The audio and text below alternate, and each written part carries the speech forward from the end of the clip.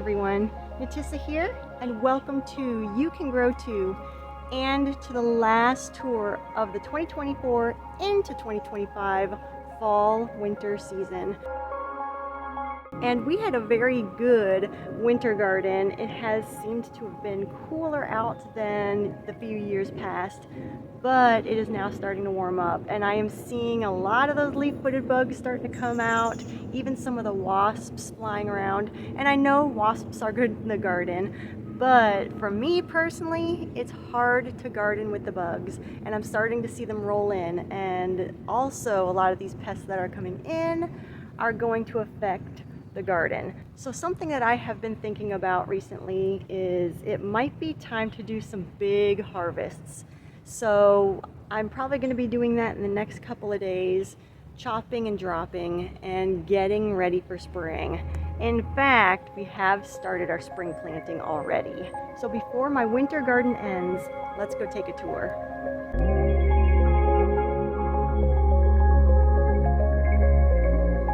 And these two little ones may be joining us on the tour. Lunabelle and Minu. All right, you ready? Beautiful foggy morning out here this morning. We have a lot growing, but we're gonna focus in our main growing area for our fall and winter crops and maybe take a look at the front yard. But let's start over here at what I call the Titanic beds. Before I show you the beds, I just want to take a look at these containers. I've actually had a rough time with container gardening this season. I had a lot of brassicas like broccolis and that sort of thing, and they rotted out. Either it was a pest inside, or I'm thinking just too much water, because the soil was very, very dense and very wet. And it's good to have wet soil and good draining soil, but when it's dense like that and you can't hardly get your hands in there or even your shovel, that's tough. But anyhow, in this container was a broccoli plant that did rot and die, but I stuck in some beet starts, and look at that, they're looking really good. So they must really appreciate that heavy moisture in the containers. I've never had beets look that good. I think you can see it bulbing up in the back over there, but very nice. Even the leaves look great. And for onions, something I've learned is when it's too wet for them as well, you know, they can rot and not do so well. And last year I had that problem in my food container gardens, but I stuck in lettuce, and lettuce seemed to help absorb the extra moisture that was just a bit too much. So the onions are really looking good. And my dogs are playing in the back, so you're probably going to hear them, and it might sound a little rough because they're just having fun. Chasing each other. Yep. And barking at each other. So in this first bed, I like to call this the success of succession sowing. This Chinese cabbage was a succession sowed cabbage. I mean, look how big that is. I don't know if you can tell, that is huge. Succession sowed Chinese cabbage, that means, you know, just sowing it again in the year, and never done that before, and what a success. In fact, my first batch of cabbages got taken over by aphids, and I had to compost them, which was really sad. But I've learned that I can grow cabbage again, and it is turning out wonderfully, and I'm going to harvest this soon before the pests roll in. And along this bed we have lettuces that actually I did not plant. These were self-sown in a container from seed that had fallen last year, and I just took them out of their container and took care of them inside just for a couple of weeks to get them looking good. And they are really taking to this bed. And I've already successfully succession sowed lettuce, and we have lots of lettuce in our garden this year. And I plugged in some succession sown beets, and so far looking good. I've never done this before, succession sowing, so this is my first time, and it's so far paying off. Like I said, already begun planting for spring. In here is a sort of hybrid cucumber pickle bush plant. We'll see.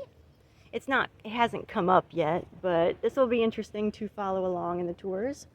And moving to the next bed. First, this is very beautiful, I must say. Look at this purple alyssum, one of my favorite flowers. And some greens. And here Well, let me first show you. The bugs have already rolled in. There's an assassin bug there. And they're good bugs in the garden. I've seen them take down some of the bad bugs, but this is just a sign of what is to come. But this plant here is a potato. I did not grow this intentionally. I did bury some food scraps that had potato bits in it, and I did not think anything of it this time. I forgot I had it in there. And here we have a volunteer potato plant. And I'm going to just kind of swing you around here to look at that beauty as we do. And down this bed, we have what I call homemade hybrid greens, Asian greens. So wonderful. I actually originally planted, I think, Kamatsuna here, and I think it's pronounced Trigemisai. And I did put in some purple bok choy, which I believe did get crossed as well. A lot of these greens were seed that I saved, and it might be hard to tell here, but a lot of them got crossed over a lot of crops that were going to seed at the same time last season. And actually I do plan on doing a video about it, so stay tuned for that. A pea plant, one of the last of the pea plants, because Lunabelle discovered she likes peas and she has been taking out all the peas in the garden, haven't you? Yes, you have. Oh, no. And the Celtis starting to really grow up, starting to bolt. It is an Asian lettuce, and you can see the flowering buds on the top. And this lettuce you can eat the leaves from, but what you are really growing it for is the stalk, and it can get quite thick, and it is said to be quite bitter, but if you peel the skin, it's really not so bitter. It tastes a bit like sweet corn to me, and something else, I don't know what, but it's really good in like a stir fry, and you can eat it raw as well. Mizuna, and some beautiful nasturtiums coming up. All right, panning over to the next bed. Here is an orange nasturtium planted amongst this beautiful purple flowers of blue African basil, a perennial basil. And down here, more Celtis. And I want to also mention, above this Celtis is this pepper plant. It's kind of buried in there, but there is, get on the other side for you. And on the other side, you can see the chocolate pepper growing in there. I want this pepper plant to work. I know it kind of got overgrown with everything else, but Lunabelle, trying to get those peas, I see. This pepper plant is a test of timing. I've never grown peppers in late summer going into fall and winter, because that's really not a good time for them, fall and winter, or at least going into winter because it's colder. But I am thinking if it gets a head start and gets a good root system going, it might grow better in our spring and summer, because that was our problem last year, was just things got just so hot. And I did have a self-seeded pepper in late summer, and I saw that it worked wonderfully. So now I did it on purpose, and we will see. And I also did it with the eggplant in this bed, and you can see it looks horrible. Oh my goodness, disease everywhere. But I think a ladybug coming in, so that's good. But with all this cold weather, it's just not doing well. But my hopes and dreams is, as it's warming up, which it is, we have new growth and it's looking good. So I just need to cut this back, and hopefully we will have a very good, strong eggplant plant. And more lettuce that was succession sowed. We just have a lot of lettuce. No complaints, because we eat a lot of salads. So coming out of these beds, we are coming to the bench area. When we first walk out of the Titanic beds, we see a lot of collards. I meant to thin them out earlier in the season, just didn't get around to it, but we have been eating a lot from it. But now, like I said, with all the pests rolling in and everything, I'm going to try to start thinning them out. Just going down there, you can probably see a lot of the plants growing too close together. And I'll just go in there and select some of those plants and cut them down, probably harvest the leaves and chop and drop anything else that I don't want to just leave it behind in the bed, so it would be like a mulch and help feed the beds over time. But we also have, a Picoti Cosmos coming in. And we have an Everglades tomato tree. And really it's not a tree of tomatoes. It's really a peach tree gone dormant, and the Everglades tomatoes are just growing up the tree. So that's really cool. A lot of clusters in there.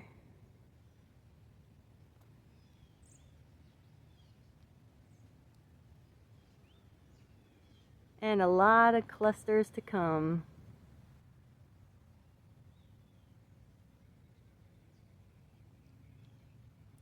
Beyond the Everglades tomato tree, look at this beautiful bed. Oh my goodness. This was our fire pit, and if you saw the video about turning lemons into lemonade, you'll see why we had done that. And you know what? It is gorgeous. Look at what is in here.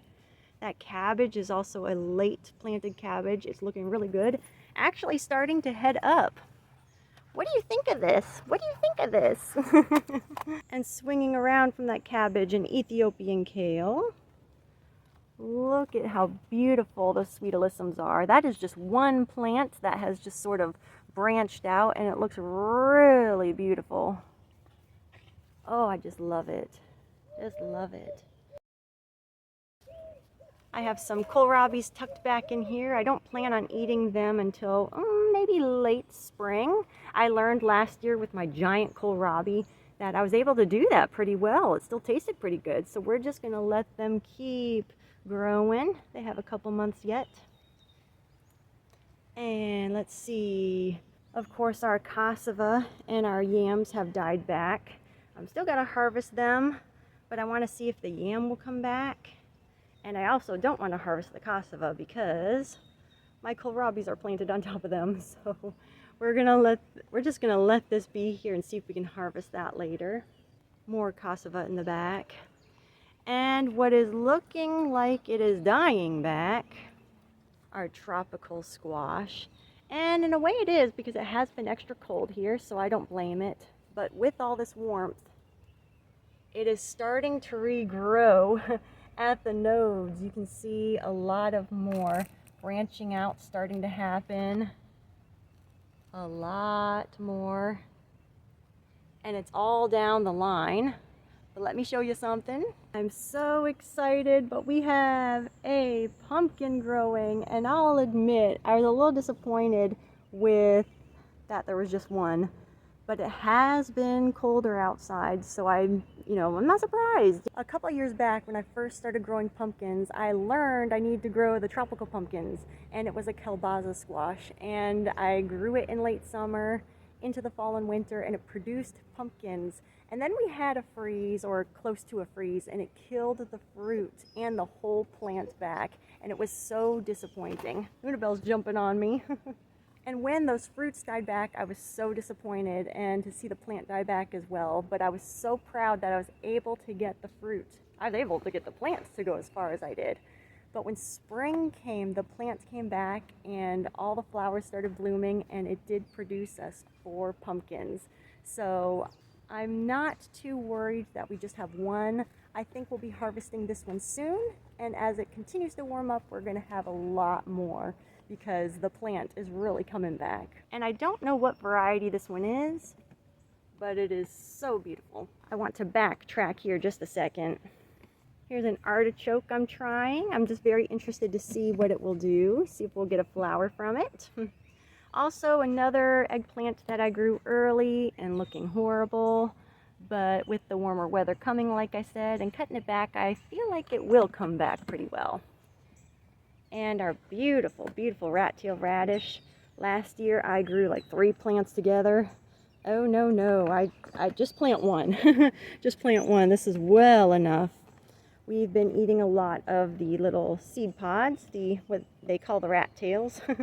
And they can get rather large, but you also want them to be edible and tender.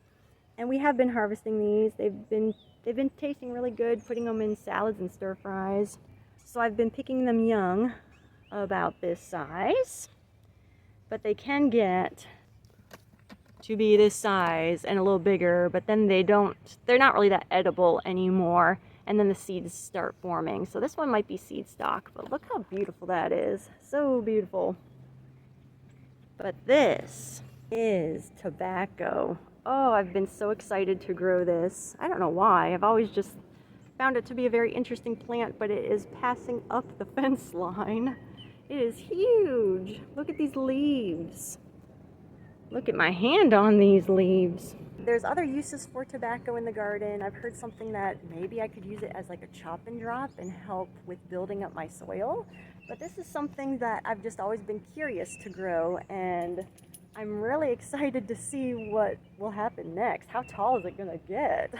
There's also a natural sort of sticky residue on it that actually captures the bugs that we don't want in the garden. So I've read anyways, that like aphids and that sort of thing, they get caught up on here like a sticky tape that you might put in your house or something, but this has some sort of natural stickiness that does the same thing, so that's interesting. Looks like it caught some seeds though, from who knows what. And looking at the last bed in this corner, full of so much, maybe too much. My self-seeded Ethiopian kales and self-seeded nasturtiums, my goodness, are taking over my giant carrots that I have growing in here. I feel like maybe I shouldn't have let these continue on, all these self-seeded plants, because I really want to harvest those giant carrots. I'm hoping to do that for you soon. My carrots usually take a little longer, although I did harvest my first one yesterday. What's going on? Excuse me. Lunabelle. Can't you see I'm doing a tour? Oh. And at the other end where the giant carrots are, we do have our blue dazzling kale. I planted actually so much kale in here, but again, it got covered up by these self-seeded nasturtiums, which actually, I'm glad in the end that they came, because last year I had so many nasturtiums that self-seeded, and they did not show up this year like I thought they would. But we have some really interesting ones with interesting patterns. Hopefully we'll come across them on the tour.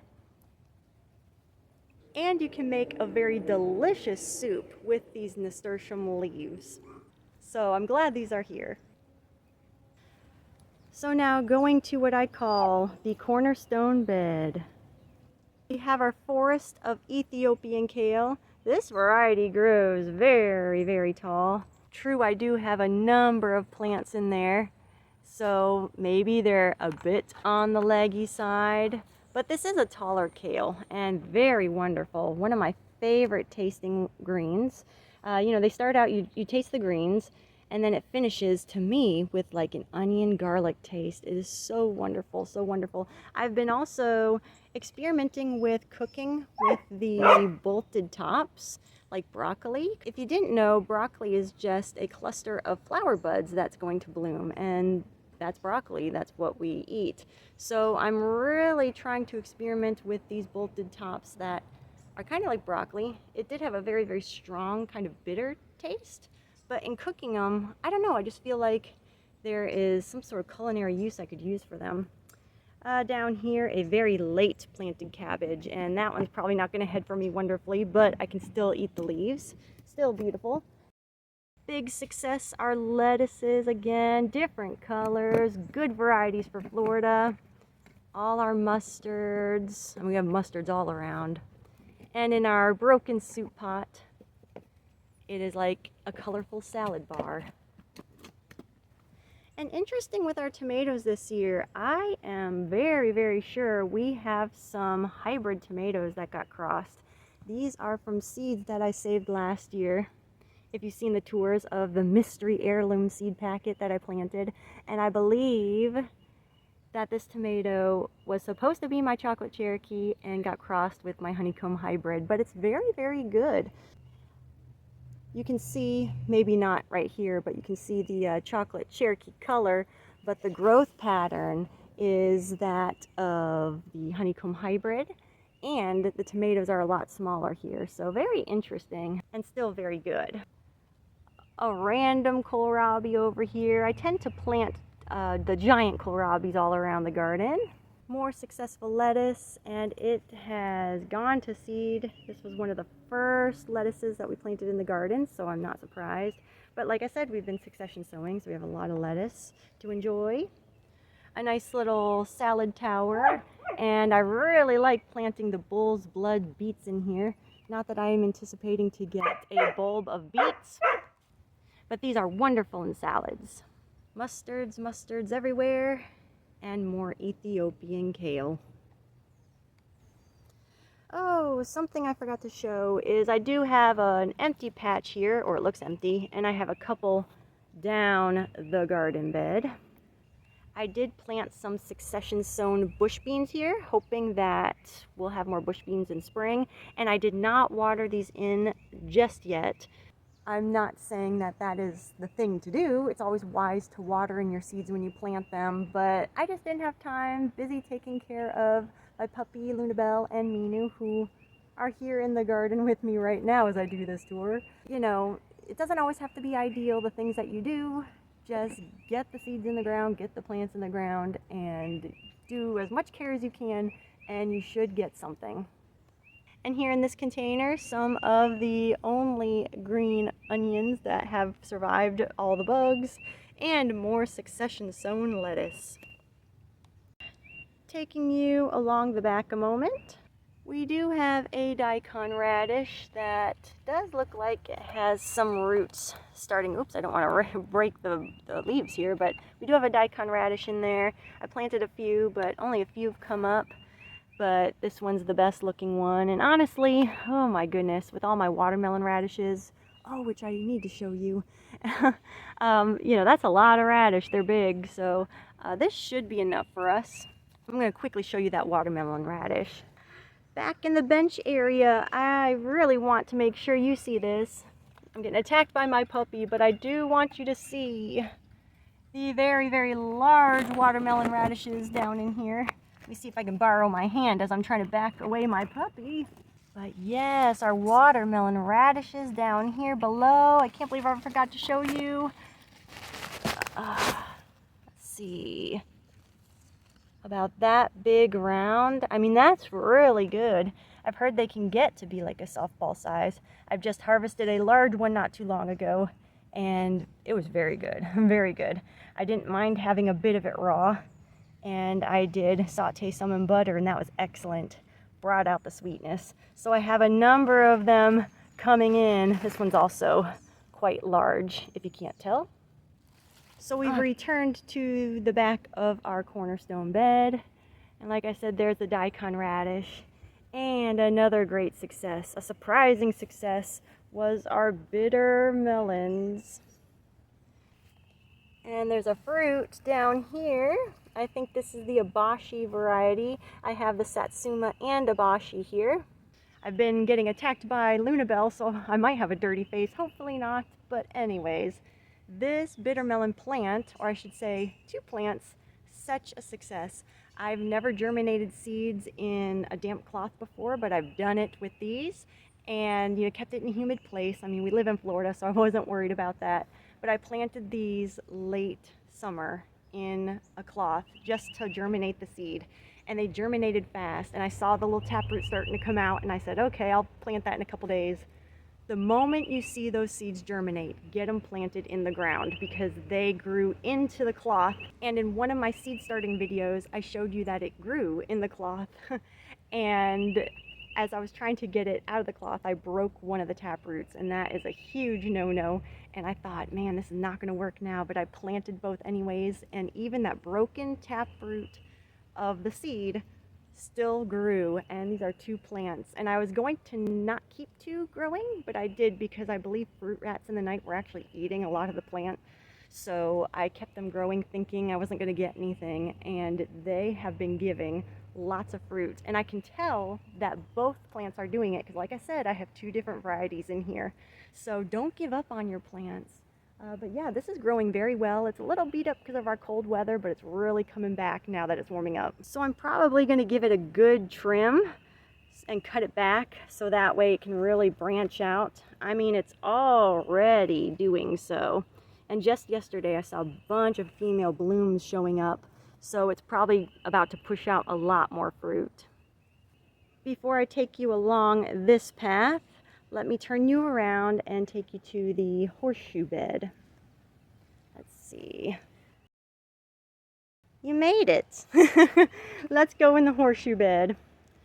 I do have some chocolate cherry, or these aren't chocolate, these are black cherry tomatoes, looking very, very good and healthy. All my tomatoes have been producing very, very, very slow because of this colder weather. But now, like I said, it's warming up. They're just starting to really put on the blossoms, really actually start growing. Look at that cluster up there. Got our San Marzano as well. Actually starting, finally, I don't know if you can tell, but start to color up there. These fruits have been sitting here so long, my goodness. But between the hurricanes that have happened and me getting these plants out later, and then it's been cooler, I'm not surprised. Another kohlrabi, giant kohlrabi here at the bottom. Gonna leave that there for a number of months. And some beets, some colorful beets that we've been eating slowly. Got to pick those white beets very soon. These are very, very sweet when you just saute them in some butter.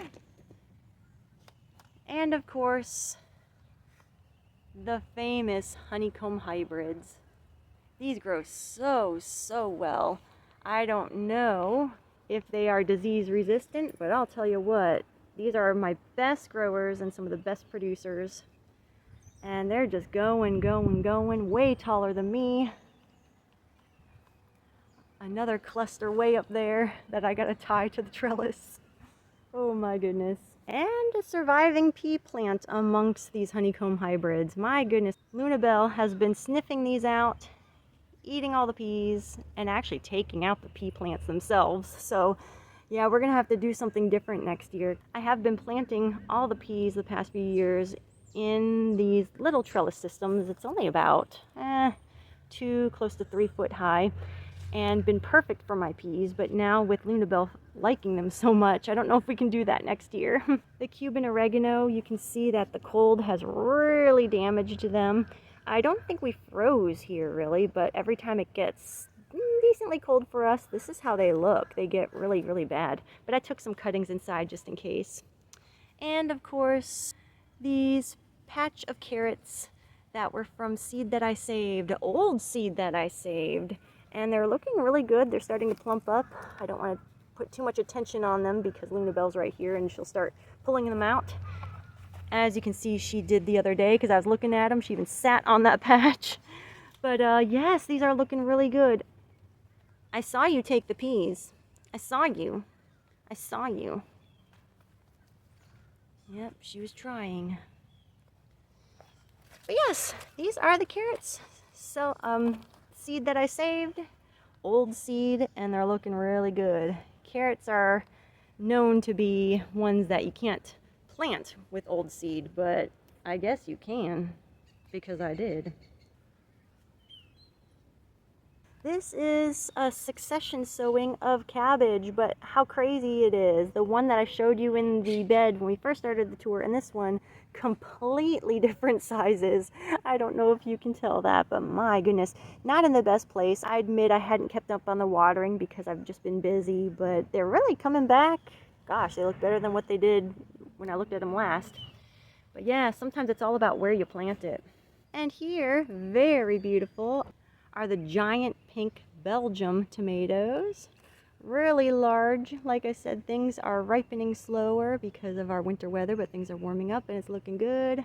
Oh, it put on more at the top, I just noticed.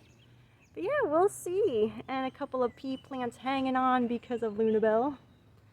And more of, oh yes, yeah, this cabbage did not make it. Like I said, I had to compost all my original cabbages. It was very heartbreaking, but we composted it, and that will be food for next season's garden. More tomatoes. And self-seeded nasturtiums. And I may not have had all the self-seeded nasturtiums like last year, but I have a lot of Biden's Elba, also known as, I think, shepherd's needle. A beautiful native flower in this area, so I am fine with that. And the mystery plant, I do not know what this is. It's supposed to be a Romanesco, but the place that I got it from They did have a fire not too long ago, and I really had a mixed up seed order and seeds in my seed packet, so I don't know if they're still having issues or not, but we'll see. I mean, it's growing very well. Supposed to be a Romanesco, like I said. I keep checking the middle, but I don't see anything yet. Let me go back 1 second. In this container, I have to show this. Someone asked me in my jicama harvesting video if jicama comes back from the roots, and I told them, you know, I'm not quite sure, but I see something growing in where I planted my jicama last season. Then I wasn't sure, but I am quite confident that this is jicama coming up from something, which I don't understand how, because, oh my gosh, you're just gonna have to see the one video. I'll link it below, but my goodness, I had 3 jicama plants in here. 2 of them didn't make it, 1 did, and I harvested it. So there must have been just a bit of something that grew that I did not know, because I am pretty sure this is jicama coming back. So gosh, what are we gonna title that next video? I'm not, who knows. But in these containers, I've mentioned that the soil is moist. Moist soil is good, but when it's dense like this is, it just suffocates things and drowns things out. So I did plant some lettuces to help soak up that moisture, to help protect this jicama, because I want to see what happens. Continuing onward. Oh, this beautiful thing right here. This wishing well that we got as a gift. Oh my goodness, a perfect place to grow lettuce, more succession sown lettuce, and a type of Mizuna in here that kind of got attacked by aphids, so I just hadn't taken care of that yet. But the lettuce we have been eating from. Look how wonderful, different colors, different textures, very heat tolerant, and okay with all these changing temperatures. Oh my goodness. I just noticed my first bloom of my tung ho. Oh my goodness, so nice. I don't want to linger here too long, because if I do, my dog will start attacking these. But look at them. Oh, they're all starting to bud up. And tung ho is one of my favorite flowers. And you can make tea with the flowers and eat the greens. Oh no, no, no, Luna Bell. Leave it, leave it. Oh dear, gardening with puppies. A tomato plant that needs trimming. Some Mad Hatter peppers coming back from seed that I saved of a hybrid. Looking good, despite the winter weather. And beautiful scarlet sage. Very nice. More lettuce as always. And backing up a little bit, let's look at this craziness. This might look like an overgrown mess, and maybe it is to a degree. Maybe I overplanted and it needs a good harvesting.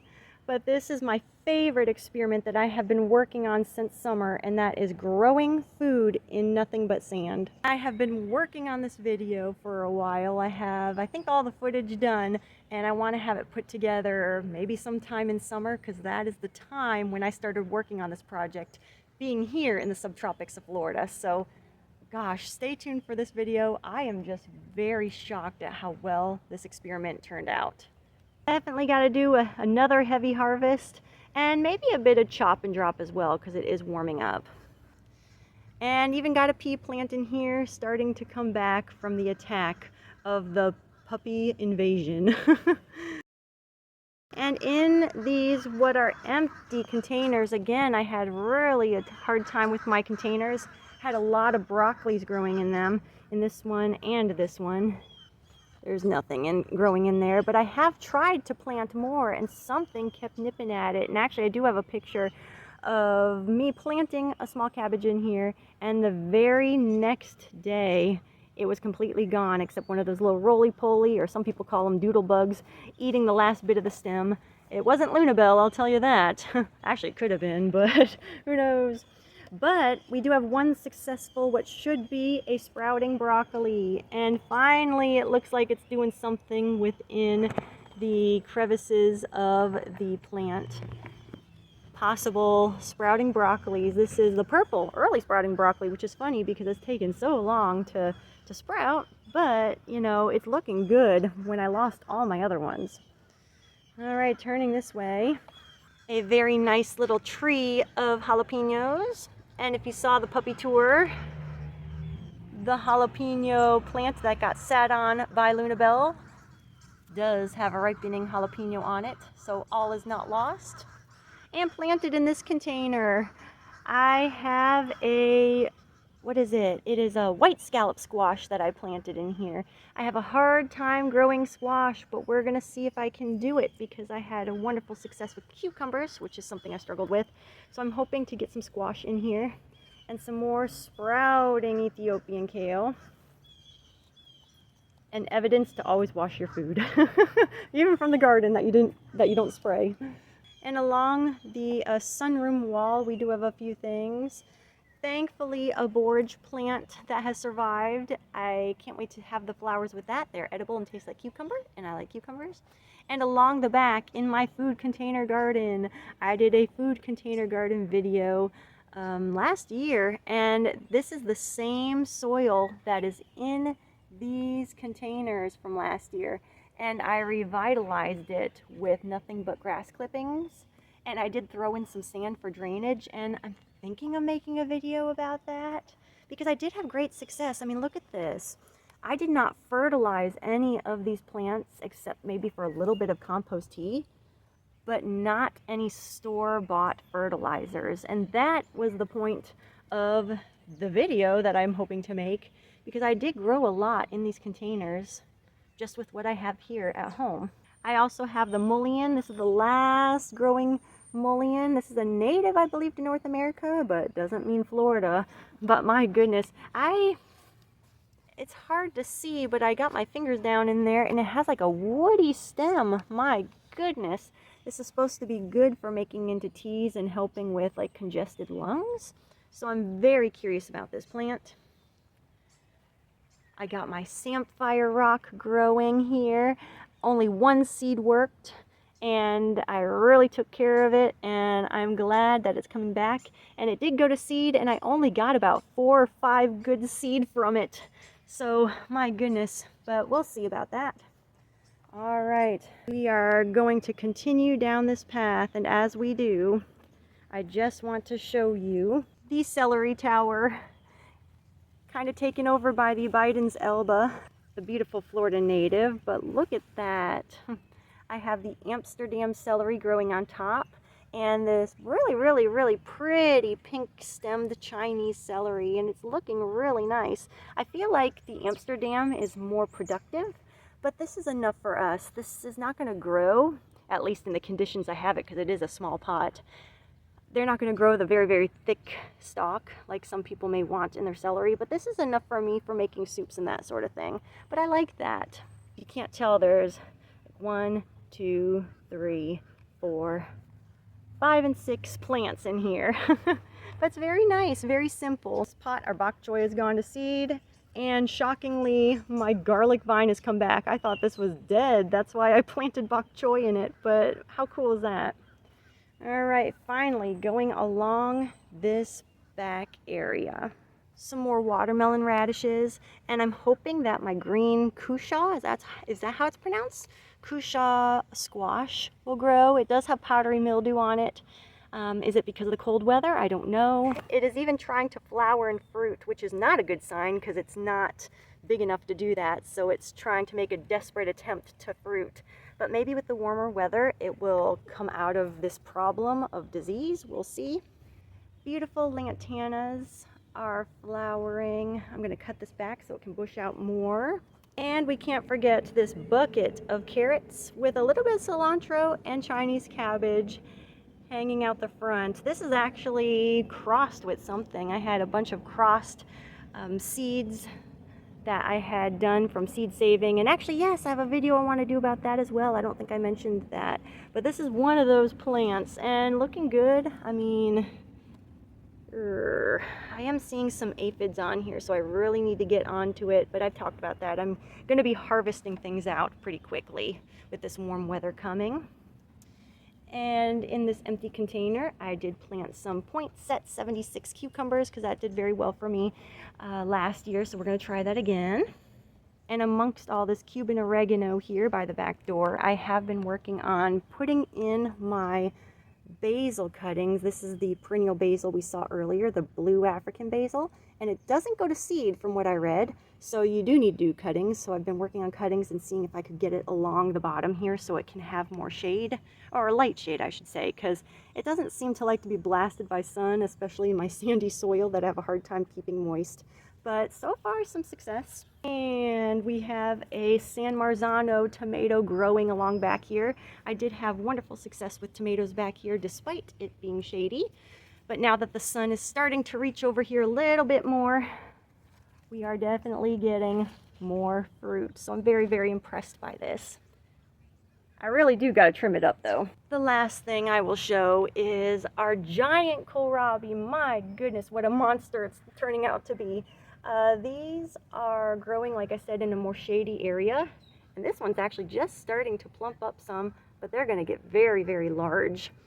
And we have some self-seeded Chinese cabbages here, and I harvested some out that were in here. So I might try that next year because the shade can make things not evaporate so much as far as moisture in the ground. And I've had success with this cabbage, so we will try that again next year. My doggies really want to go inside right now, so from here I do want to show you the front yard. We have been trying to grow in our front yard along the front of the house, and I have planted some fall and winter crops there, but I did get them in late, so they're not doing as well, but they're showing a lot of promise for what I could possibly do next year.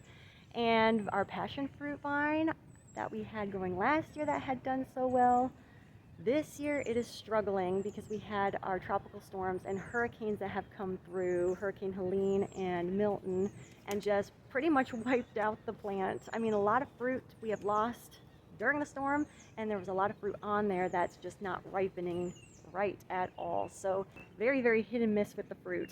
So we're just gonna hope it bounces back. It looks like it will, but I do have other seedlings that I am planting to hope to get more next year because that was quite the success. Another huge success that I really want to show you is what I'm calling success on a slope. My front yard is on a slight incline, and we put in a little garden bed toward the front near the road, and I didn't amend it at all. I was just, I don't know, just planting things in it, planted roselle in it the summer before. It didn't do too well because it wasn't as sunny there. But what I did notice was after Hurricane Milton, when all my gardens in the back were starting to dry out, that garden bed was still damp as I was planting the kohlrabi plants, and it, I believe, is because the water is going down toward the road, but that garden bed is catching it. And that's great because with all the sand and that sort of thing that's starting to get washed in the road, which is not a good thing for our sewer systems, but not a good thing for our house either because it's going to wash away our house. That garden bed has been such a success, and it is growing some of the largest giant kohlrabis I have ever grown, and I'm hoping to harvest it soon just to see how it tastes because in my experience, giant kohlrabi does well. I've also planted some marigolds in here, which I think are starting to show their age, but man, they have looked so beautiful this season, and also some new nasturtiums. And I also popped in some carrots. It was pelleted seed. It didn't do as well, but there is success, at least last when I looked. So I want to try carrots there again as well, but what a success in the front. So promising for next year.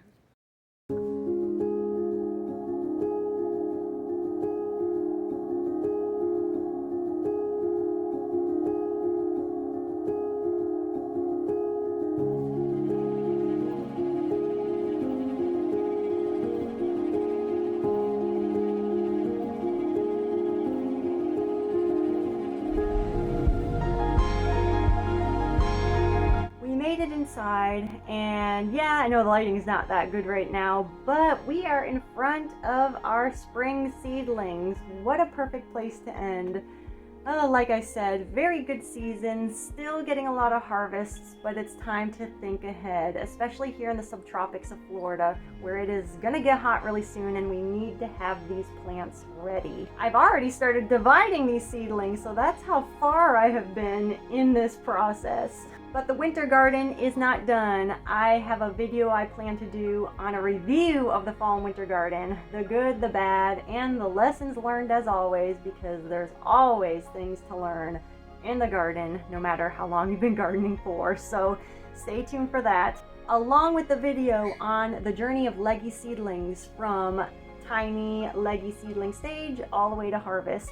And spoiler alert, a lot of those seedlings you saw were in the tour, so this video might be an encouragement to you. Be sure to subscribe so you can get all those videos, and also check out the Instagram if you want to join me in the garden more. Thank you for watching, and as always, and I'll see you in the next one.